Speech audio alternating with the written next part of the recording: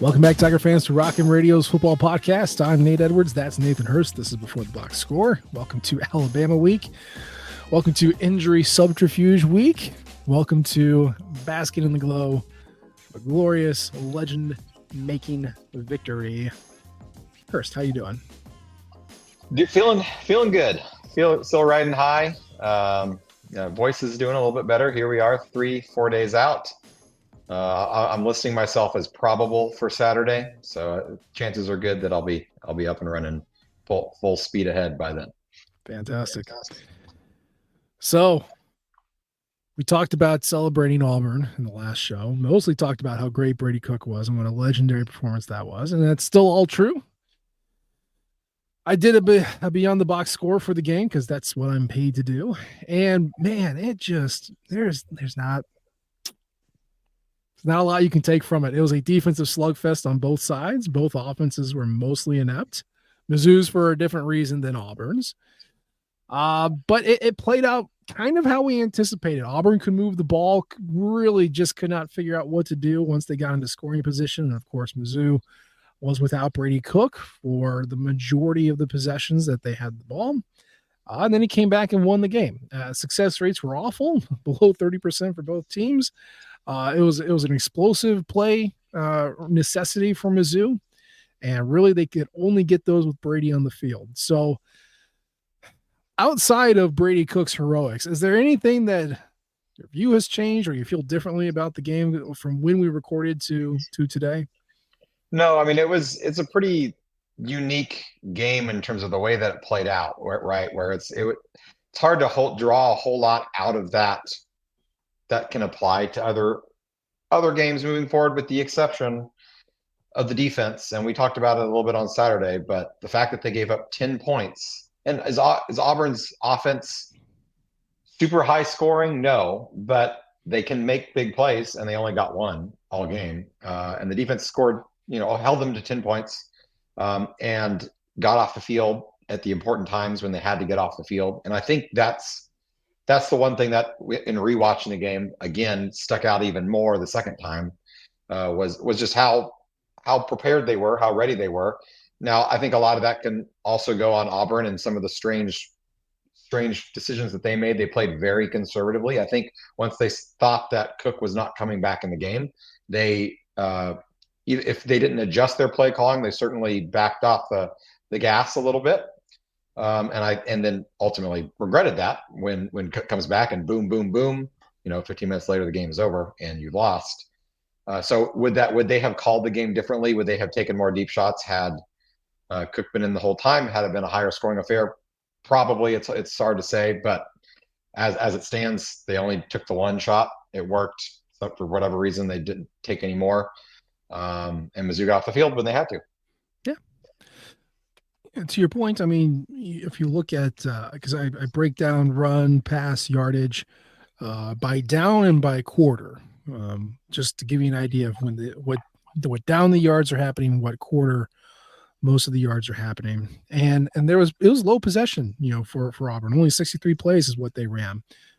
But to back up your point, I mean, they ran the ball 5 times in the first quarter versus 4 passes. They ran the ball 7 times in the second quarter versus 11 passes. And then they ran the ball 12 times versus 9 passes in the third quarter. That's kind of where they're like, okay, there's not a lot of urgency here. We're up by multiple scores.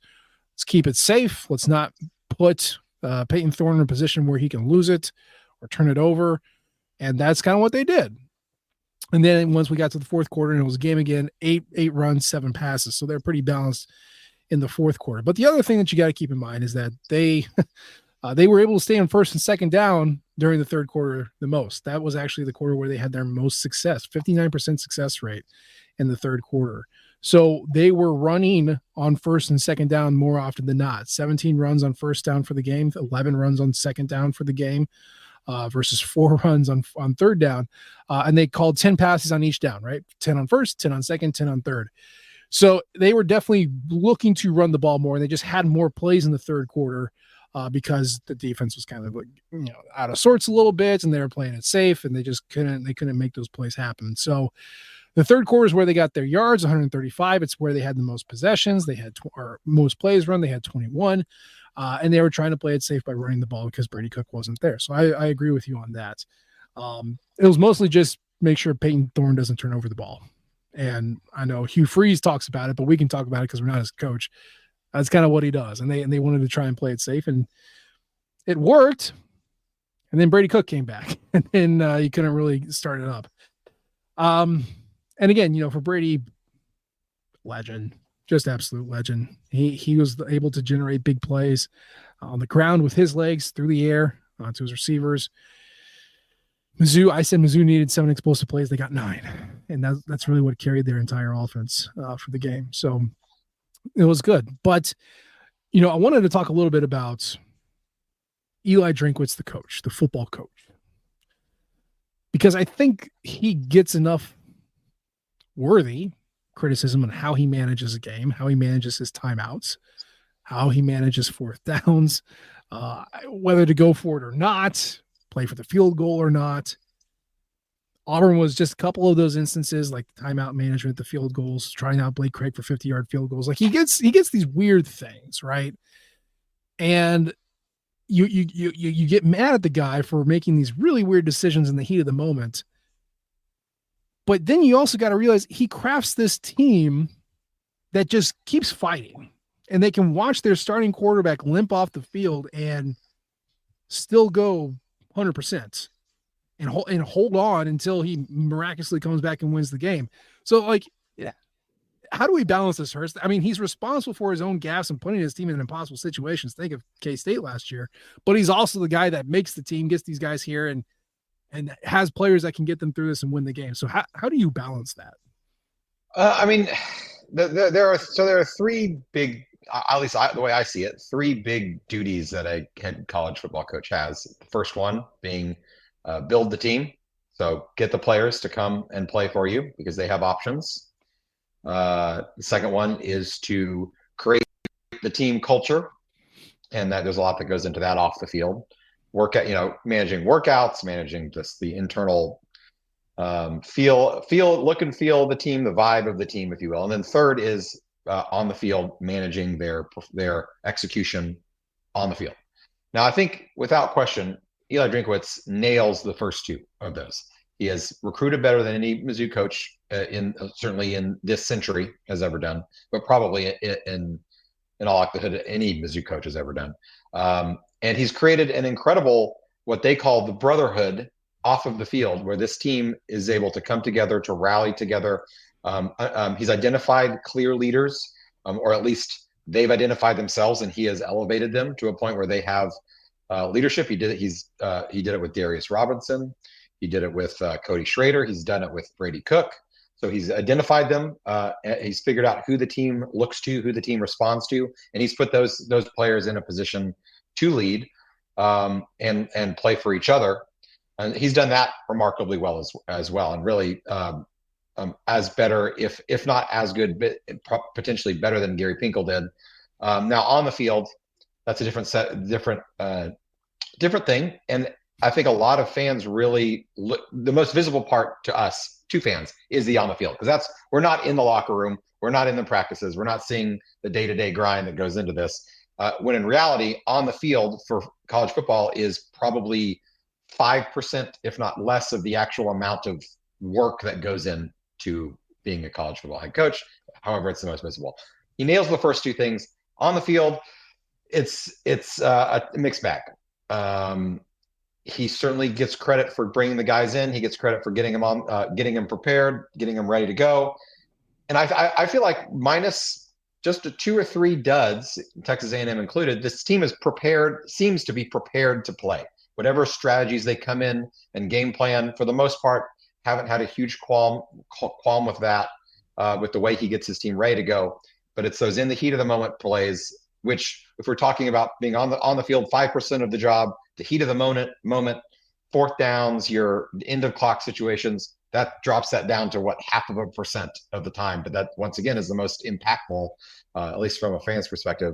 Those are the ones where you start to question it. And yeah, I mean, could it be better? Yes, absolutely, could it be better? But there are plenty of ways he could be way worse. So I think Drinkwitz is a guy that you're just going to have to learn to take what the good with the bad, or the bad with the good, if you will, because there's a lot of good there. There's a lot of what are you thinking here, and that it's kind of I'm not really sure if I've answered your question, but it's a very complicated one, and I think he gets lots of credit. In the Auburn game, he gets credit for building this team, for putting Brady Cook in a position where he can succeed, and then the players take it from there. I don't want to split up into percentages. I think that's kind of impossible to say, but he brought his assistant coaches in, who've also managed the game well. You just wish he had, if he had an assistant coach for game time decisions. I think that might be the answer there. I don't think he would do that. I mean, that's supposed to be one of the most important jobs a college coach can have, a head coach can have. But he nails the CEO part of it. He definitely nails that. And honestly, if I'm going to have to pick one area where he's not as great at, it's going to be the area that he's not as great at. Because if you can't recruit, if you have a terrible internal culture, it doesn't matter what your game time decisions are, what your fourth down decisions are, what your kicker, whether you kick it, whether you go for it, when you call your timeouts. That doesn't matter because you're not in the position. You're rarely, if ever, in a position where that even matters in the first place. So I'm going to take, if I had to choose, I'm going to take what he is good at, because he is doing a really good job there. That's fair. If you do this exercise with Gary Pinkel, I think he would be the exact opposite, where really good at culture, sure, just like Drink. Really good, I would say, at the tactics, the game day stuff. Very rarely would you question what Pinkel was doing on the field. And then probably his worst was recruiting. Not that it was terrible, but it was not his strong suit. And he did not have a staff full of recruiters who could go in and pull out blue chippers or anything like that. They're really good at identifying projects and building those projects up. So I think we just got the inverse of that. Both Pink and Drink are very good at the culture part. No, I mean, he gets full credit for this team. Whatever happens, I think that's always going to be the answer. It falls on him 100%, no matter what happens, no matter where he puts his fingers.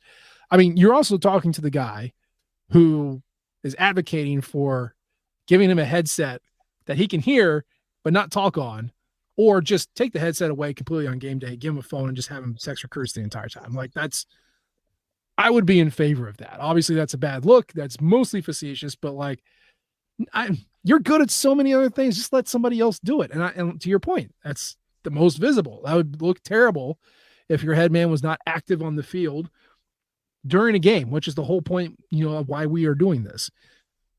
A game day coach, right? Wartime consigliere, someone who can go in there and make those calls. I'd be okay with that. And that's not a slight to Drink. This is hard. Making decisions real time like that is really freaking hard. Very easy for us to do in our basement, sitting on the couch, but it's hard to do, especially when your multi-million-dollar job is on the line. So I'm not giving him grief for that. It is hard, but 50-yard field goals, man, like that. This isn't your guy, calling a timeout to try and get the ball back and then deciding, no, wait. No, we're going to run the clock out. Like, make a decision, have a flow chart of choices and figure this out before you get to game day. And if you already have it, then stick to that flow chart, right? Like, it's tough. I don't always understand why he makes the choices that he does. The other thing I would point to is just, a demerit for him. We talked about it before. Road games. Okay. Not great in road situations. I understand college football teams are worse on the road than they are at home, but you have a 7-13 true road record. That's 35% win percentage. You're not going to get rid of road wins, or road games, I should say. And most of the road wins are against like bad Vanderbilt teams or like South Carolina, which tends to not be able to beat Missouri. We'll figure that out later. They're not impressive road wins. And any road game against a competent team or a peer team, a team that can beat you usually lose. So other than last year. So I would put a demerit on that. However, let me go ahead and give him his credit. What's the home record? Do you know Eli Drinkwitz's record at home by chance? I know it's very good. but I couldn't tell. I could guess winning percentage. She's probably in the 80 to 85% range. Close. He has 25-7, which is 78.1%. Got it. Yeah, that's excellent. And like 2 of those home losses were at Alabama in 20, Georgia in 20, like understandable. Well, he lost the eventual national champion twice in Yeah. Alabama and then Georgia in 22. Yeah. So, I mean, the home losses are understandable. And I'm not saying the road losses aren't, but, you got a Boston College in there. That one wasn't great. You lost to Tennessee on the road before. That wasn't great. You lose to a Florida team that wasn't very good. That's not great. So like it is a demerit on him, but he's also does really well at home. And let's talk about it again. Eli Drinkwitz's record in 1-score games. I'm not going to make you guess. Well, what's his win percentage? If you had to guess, what is his win percentage in 1-score games? Just across the board, home and away. Yep. Well, it was really bad until last year. I'm gonna go. It's probably 500 at this point. So this is something that he is actually surprisingly good at. He is 68% win percentage in 1-score games, 15-7. Wow, I guess they passed it up last year. 2020 they won a lot of 1-score games too. I guess now I'm thinking about 2020 was inflated by 1-score games. Absolutely, they either got blown out or won by a little bit. So if it's within 8, Drinkwitz has got a chance, and I think that's what I come down to most. Like, he is going to make confusing decisions. He is going to trust his kicker probably a little too much. He's not going to move away from his starters as much as we would like. But at the end of the day, when he coaches a game, it is a close game. It is close at the end, whether Mizzou's the better team or the worst team. It is close at the end, and he has built a culture and brought in players and has a scheme on both sides that keeps him in it and keeps him fighting and gives him a chance to win games. And at the end of the day, you have to win the games. And despite the road record, he has done pretty well at doing that. So credit, 100% credit goes to him, good and bad. You would like to see some more, a little clearer or consistent on decision making. But at the end of the day, if he's keeping it close, he's got a chance to win. And that's the point of playing these games. So, I mean, they're 17-3 in their last 20 games. So you can argue and complain quite a bit, and there's plenty to nitpick about on the field. But at the bottom line, it's 17-3, and all of the bewildering decisions that he has made in those 3 losses, none of those mattered. I don't think his decisions they certainly didn't cost the Texas A&M game. The Georgia game, I don't think he made any. I'm thinking back. Don't think he made any bewildering decisions there. I mean, they were right in that game until the interception late. And then the third loss that I'm trying to LSU once again right there in the middle of it. A turnover late kind of doomed them as well. So you can nitpick, but that's at this point that's what it is nitpicking, because we talked about them winning all those close games. Okay, he makes weird end of game decisions, weird timeout decisions. They haven't cost them the game. Now, could it have against Kansas State at the very, that yes, absolutely could have cost them in that game and probably a couple of others, but it hasn't yet. So, eventually the luck might turn, but we don't need to hasten that along. No, absolutely not. So yeah, I mean, it's something to think about. So let's get to this week. It's Alabama week, going on the road, which means you're not eligible to win, but 7 times you've won so far. Maybe we can make it an 8th. Let's talk about the injury report, because that dropped this afternoon. Obviously, we got a couple more injury reports to go before everything is said and done and the ball snapped. But in case you are keeping track of home, Missouri's injury list is a doozy. Obviously, you got the guys who we already know are going to be out. That's Darius Smith, Sam Horn, Khalil Jacobs, Joe Moore. We already knew that. Then you get to the doubtfuls. And Nate Noel is doubtful, which sucks. You like to think that light usage last week would have gotten him ready, but apparently not. Mookie Cooper being doubtful. Less concerned about that one. He's a multi-year starter. I know that, but that means we get to see more Josh Manning. So, give and take. And then Brady Cook listed as doubtful. We'll put a pin in that one. You get to questionable, and then you just got Sidney Williams, safety. Trevez Johnson, safety. Dalen Carnell, safety. Joseph Charleston, safety. All your safeties are questionable. Got Caden Green, left guard, questionable. Brett Norfleet, who has been injured all year, questionable. And then Marquise Speedy Johnson is probable. Let's put aside the number of guys real quick. Nathan Hurst, Brady Cook is going to play this game, right? There's no reason for him to be on this injury list reasonably, correct? I believe that he will do everything in his power to play this game. And I believe that he will play this game unless he is told he is not going to play this game.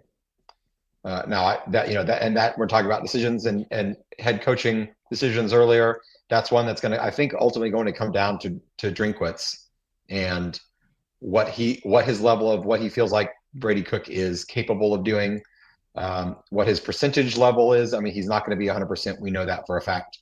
He's probably not going to be 80%. So how much farther below that is Drinkwitz willing to go? Also, is Brady making himself more susceptible for further injuring or making it worse? That's another decision that Brady Cook himself probably would say, I don't care, get me on the field. Mm-hmm. But that I don't, we know that and we love that about him. I don't want to he does not need that pressure put on him to be on the field if he's not healthy to be on the field. So that's a situation where Drinkwitz might have to step in. We don't know what that's going to be, where that's going to be. But so I don't know if he's going to play or not. If I had to put money on it, I'd err towards him at least starting the game. That said, there's going to be there's a long way to go before Saturday comes. There's a lot that can happen one way or another.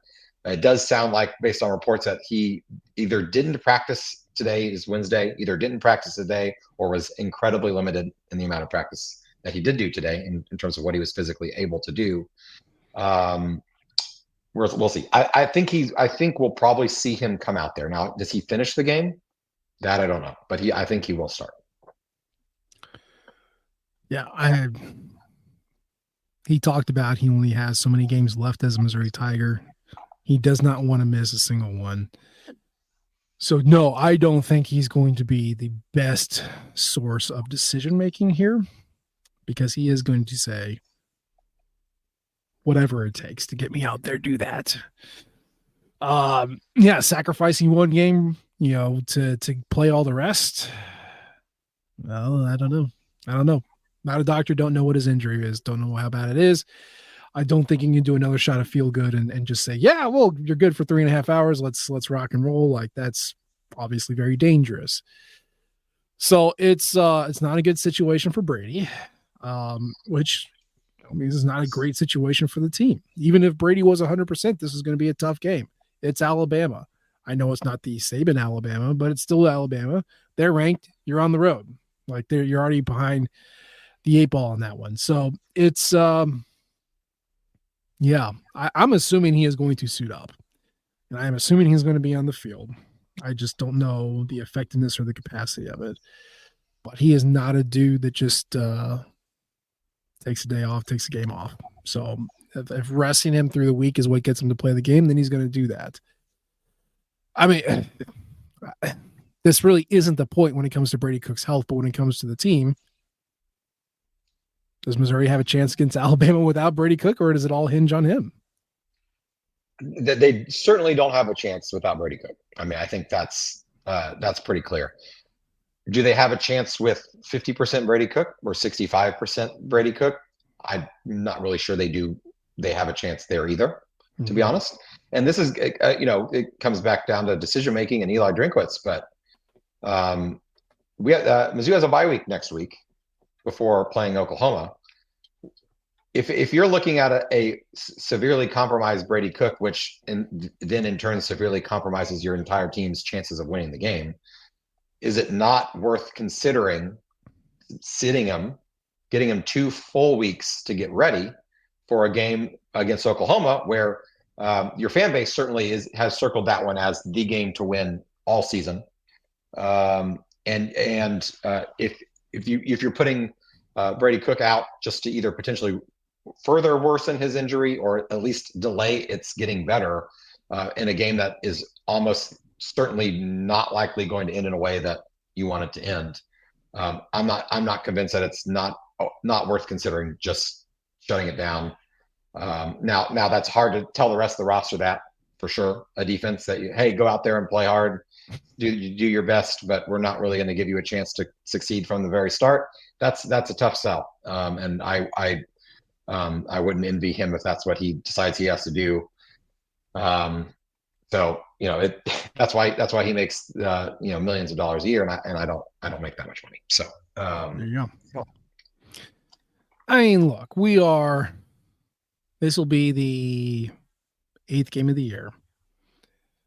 Missouri's not magically becoming a different team at this point. They are essentially who they are. They're efficiency first, second, and third. Hope for a big play, mostly on the ground, and have your defense play competently and keep the game short, and hope that your offense can finish with a lot of points. This isn't going to be the 2023 offense. It's not going to be that. And even that offense was pretty slow and liked to play low possessions. So my point is, if that's not going to change with Brady Cook 100%, 10%, whatever, then I don't think it's worth it here. I think to your point, you're not going to beat Alabama. And if you're not going to beat Alabama, then you're not going to make it far in the playoff. And even if you do go 11-1, either with or without Brady Cook, national pundits don't seem to value Mizzou's wins this year, which is fine. But if that's the case, then you're sacrificing Brady Cook for a goal that's not attainable. And I would argue that an 11-1 SEC team should make the playoff every single year, but we don't know because this is the first year of the expanded playoff. We don't know because we don't know what the ending records of every other team in the country are going to be, so it's, I don't want to say you would get your ass beat in the playoffs, so don't even try. I'm not saying that, but I'm just saying if we're risking Brady Cook's long-term health for something that we're probably not going to get, then it's not even worth it. Cause that's really what you're doing. You're trying him out there at 50, 60% to try and salvage a playoff run. And if you lose him for that run because of this game, was it worth it? And I don't think it was, or I don't think it would be. So no, I don't think it would be the best, but I do think that he's going to be out there in some capacity, and he'll probably argue to play, and we'll see what Drinkwitz decides. But yeah, Alabama, breaking news, very good. Still very good. I know they lost to Vanderbilt. I know they lost to Tennessee. Still Alabama on the road. I put out my preview today, broken down the offense and the defense. Now, it was all under the assumption that Brady Cook was going to play. Haha, silly me. But it's you watched the Vanderbilt Alabama game, right? Did you watch that from? I watched the bits and pieces of the end of that. I was walking into a rock show as it was That's right. as it was finishing up. But I was Alabama Vanderbilt aware. Yeah. So, there's many ways to win a game. Vanderbilt did it by shrinking the game down, low possessions, 8 possessions each. Just for reference, Missouri's around 10 or 11 usually. They only punted twice. They kicked 2 field goals that they made, and they scored touchdowns on every other possession they had. And then, that's the Diego Pavia magic. Tennessee, on the other hand, they sped the game way up, 14, 15 possessions. And so they did make mistakes. They missed 2 field goals. They turned it over once, but they ran enough plays. They're like, it's fine. We'll get more cracks at it. And it worked. Eventually they had enough bites at the apple that eventually they got enough points to win. So you got 2 extremes. You could shrink it down and, do a rock fight like Vanderbilt, or you could go warp speed and just give yourself 1,000 chances to score. I think we know which way Mizzou is going to go. They're going to shrink the game down. But again, this Alabama's defense is tough. I mean, with potentially Nate Noel out and Brady Cook out, I mean, whether they play or not, what's the key to beating Alabama's defense here? I mean, it's got to be being effective on the ground, Yeah. with or without Brady Cook. That's what Vanderbilt was able to do, especially towards the end of the game. The drives that I was able to see, they were reeling off 4 or 5 yards every single carry, and then the few times that they did have to throw it, it was efficient. It was nothing super far down the field, but quick 7, 8 yard passes that they hit. So it's what Mizzou wants to do, has shown that they can do. Now I don't know if they haven't shown it necessarily against a defense this good, but it's being efficient on the ground, it's controlling the clock, it's not turning the ball over, it's forcing the other team to turn the ball over, and then it's when you do get into scoring position, scoring touchdowns, not scoring field goals. Vanderbilt scored on just about every possession that they had. They did have 2 field goals, but the rest of the time it was touchdowns, and they finished drives, and that's something that Mizzou has struggled with all season long. And it's all gonna come down to that. I mean, I think it's gonna be a lower possession game. I can't imagine it's going to be as ugly as the Texas A&M game was, but you never really know. I think it's going to be closer than that. But it's a matter of, can Mizzou keep the ball? Can they keep possession? Can they keep breaking off 4, 5, 6 yard runs? Maybe force a fumble and get a short yardage drive here or there, and then limit the big plays on the other end. That's really the only way that they're going to have a chance. And it's bleak, but it's possible. Yeah. If Vanderbilt can beat Alabama, no matter where, no matter when, it's not impossible. It can be done. Yes. I was on an Alabama podcast last night as a guest, and they were talking about how much different their corners and their safeties were. Under Saban, there's no brainer. They're going to be elite. They're going to play man coverage, not a problem. And now this year they're a little bit younger and just they're not as good. They do still run a lot of man coverage, about 52% of the time. And just for reference, the national average is 36. So they are way up there as far as like, we want to play man coverage. That gives you opportunities. That gives your receivers opportunities to break free, kind of lose them in the mush.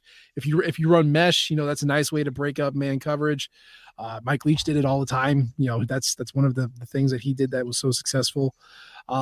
So there are ways that you can have an explosive passing game if they play a lot of man, which is what they do. The problem is that you need your quarterback to see it, and you need the offensive line to give the quarterback time to see it, and that's something that Mizzou has struggled with. And this defensive line, this Alabama defensive line, is not super havocy, but they are pretty good at creating pressure. So that's tough. And against Auburn, Drew Pine had 3 explosive plays that he was a quarterback for. One pass to Jordan Harris that went for 17, one pass to Theo Weiss that went for 21, and then that Marcus Carroll run that he broke off 20. That was it. Brady Cook was literally all the other explosive plays. So if you're looking for that, I agree. Ground game has to get going. The Alabama defensive front is surprisingly soft against the run, 40th. Usually they rank 40th in run defense when they're usually top 10.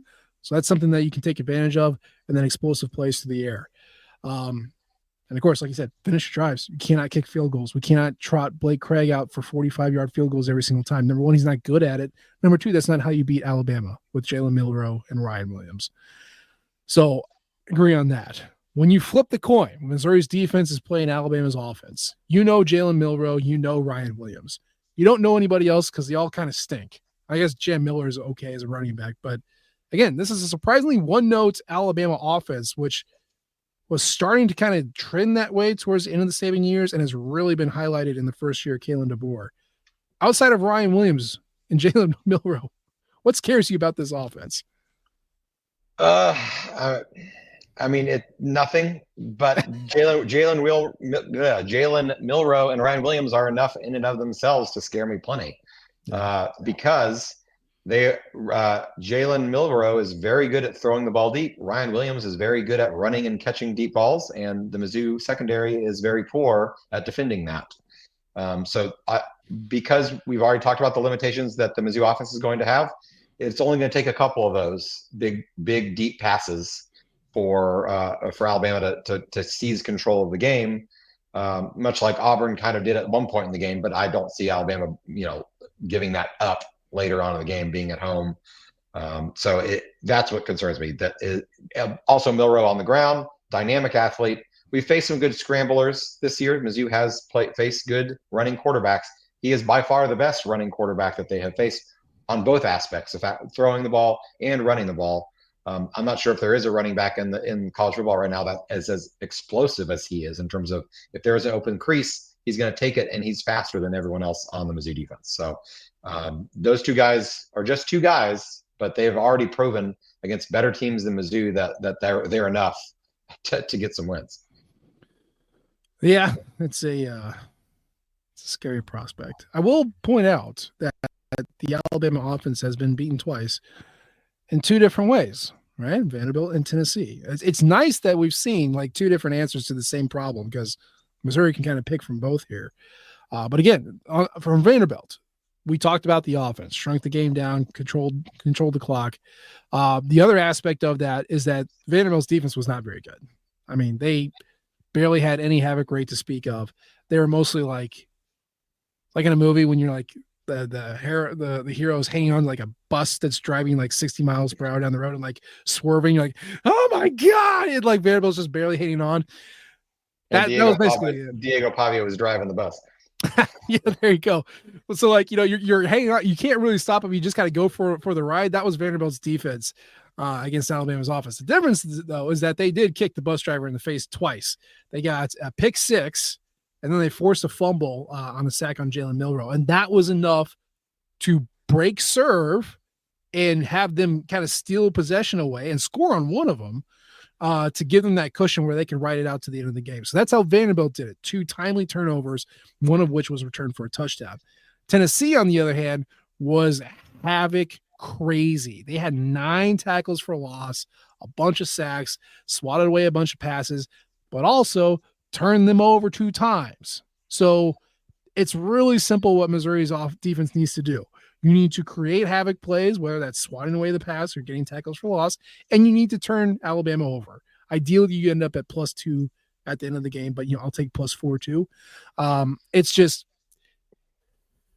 you cannot just line up hat on a hat and pretend that you're going to win, especially with Ryan Williams. And I'm not saying Corey Batoon's going to do that, but we haven't really seen a whole lot of turnover generation or havoc. And I know you just wrote a piece talking about Corey Batoon and how good he is, but this is kind of a matchup against his old bosses. This is his toughest test by far. Oh, no doubt. Jalen Milroe will give you the ball if you insist upon it. He's thrown 6 picks. He has at least 2 or 3 fumbles. So he's not adverse to giving you the ball if you ask really nicely, perhaps by driving his face into the ground. But that's going to require them to get pressure on him, and that's just not that. That's the one area that this defense has not really excelled at this year, is getting consistent pressure, and they're going to have to do it with their front 4. Because as soon as they blitz 2 or 3 guys, he's going to find Ryan Williams open somewhere, and he's going to catch it, and he's going to dance around and end up running 70 yards for a touchdown. So they're going to have to get pressure with the front 4. They're going to have to just hold on and hope that someone wants to be generous and hand the ball over. And then it's going to have to be a full team game. Vanderbilt won because their offense scored just about every time that they touched the ball, and they very rarely punted. I mean, they only punted once or twice all game. So that's the way that Mizzou's going to win this game. They're not going to win this game by it's not going to be a grinded out game. I hate to say it, because that's how Mizzou's probably best served to win this game normally with a healthy Brady Cook. We're not going to get that. That's not to say that they have to score 40 points like Vanderbilt to win, but they're going to have to be efficient and score touchdowns. So if the game is in the 17s to 20s, I'm not feeling good about it.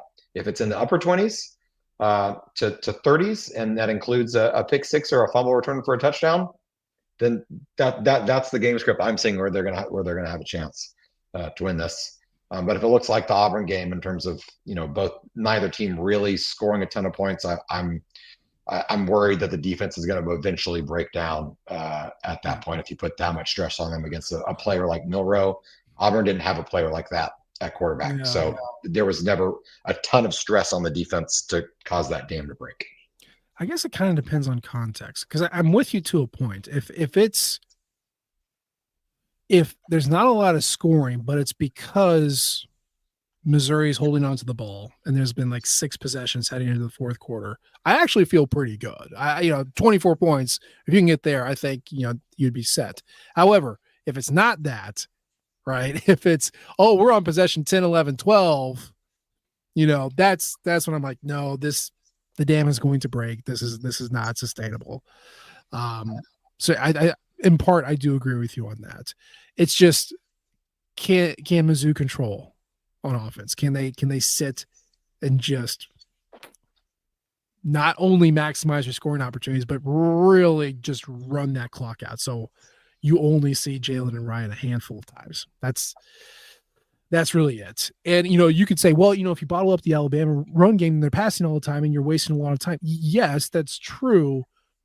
But Alabama doesn't really run the ball all that much with a running back.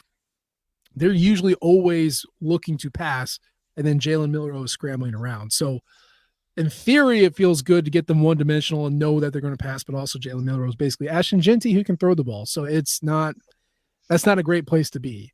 You got to get turnovers, man, and you got to create pressure. And we haven't seen it consistently yet. So I don't know if it's possible, but we're going to watch and see. Let's get prediction time. This is kind of the first game where you're like, do you even think Mizzou wins? And then, what is the score at the end of the day? Man, I don't think Mizzou wins. I probably would have picked against them if Brady Cook was 100% healthy and had played the entire Auburn game and they won by 20 points. So I definitely can't pick them here, knowing what we know now. It's not going to be a blowout. But Alabama's I think it's going to be a frustrating, 10-point lead and just kind of sit on it. So I'm going to go Alabama 31, 28-17, something like that. Okay. I think Mizzou will find a way. Maybe they will get a turnover, get a short field, get a couple touchdowns in there, but it's just not going to be enough, unfortunately. Of your 4 outcomes in a game, Mizzou blowing out Alabama, throw that away. Not possible. I feel like Alabama blowing out Mizzou without Brady Cook is on the table, but not as likely. I think it is going to be a close game, is my point. I really do. Drinkwitz just, again, that's how he plays the game. It's a close game. It's always a close game. Even if Brady Cook comes out there, I just, I don't feel great. I'm going to say 31-20 Alabama. Kind of to your point, it's close enough where you have hope, but far enough away you're like, how are we going to do this? And it's a game on the road. I'm sorry, until proven otherwise, you have to just assume that they're going to lose, especially to any team with a pulse, which sucks. I'd love to be proven wrong. I love for this clip to be, snipped out and then played over and over in the locker room as they're dancing away and finally beat Alabama. And I go, I'm great. I'd love to be wrong here. You have to show it to me at least one time, and we haven't seen it. So I'm going to say Alabama 31, Missouri 20.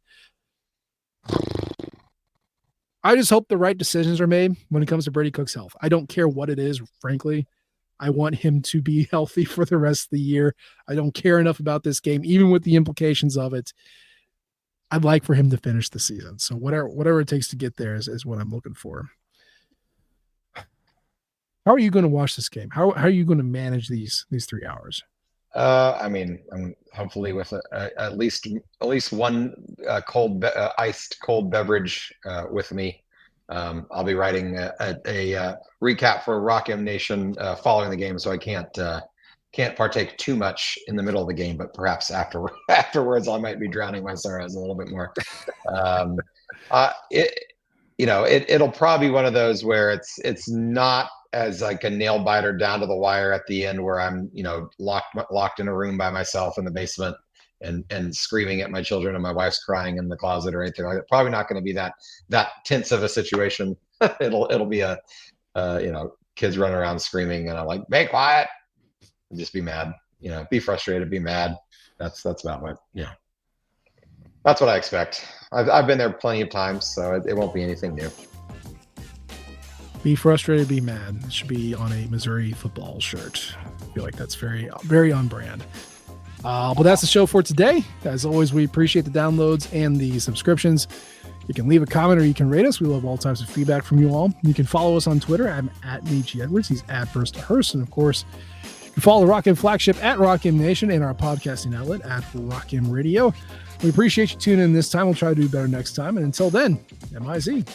ZOU. Thank you, everyone, for tuning in to Rock M Radio, a proud partner of Fans First Sports Network.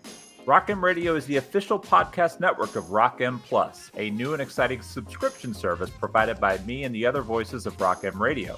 Please take a few moments to head over to rockm.plus and sign up for an account today. The cost is only $5 a month, and the benefits include access to our live podcast, a subscriber-only message board, weekly newsletters, and more. If you enjoyed this episode of Rock M Radio and would like to see more just like it beamed directly into your personal device, make sure to click the subscribe button below and tell your friends. Our podcast feed is available through the Apple Podcast app for iPhone, Google Podcast app for Android, whatever app you listen to your podcast. You can also find Rock M Radio on Spotify. If you're looking for a podcast about your favorite team that is not the Missouri Tigers, Fan First Sports Network is your answer. A full podcast network loaded with the team-specific podcasts covering Major League Baseball, the NFL, NHL, NBA, MLS, and more. And we'll be back with more episodes of Rock M Radio coming to you soon.